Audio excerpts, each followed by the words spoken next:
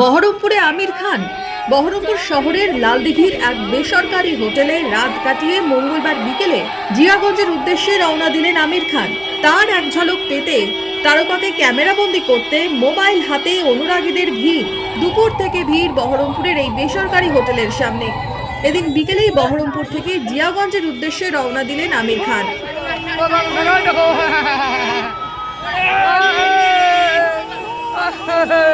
এদিকে সোমবারের পর মঙ্গলবারও সকাল থেকেই মুর্শিদাবাদের জিয়াগঞ্জে গায়ক অরিজিৎ সিং এর স্টুডিওর বাইরে ভিড়।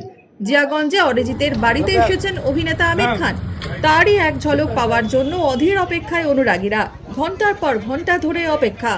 সোমবার অরিজিৎ সিং এর স্টুডিওয়ে ঢোকার মুহূর্তে আমির খানের ভিডিও ভাইরাল হয়। অরিজিতের বাড়ির ছাদেও ঘুড়ি ওড়াতে দেখা যায় আমির খানকে। রবিবার থেকেই আমির খান মুর্শিদাবাদের মাটিতে, যা নিয়ে অনুরাগীদের মধ্যেও উৎসাহের শেষ নেই।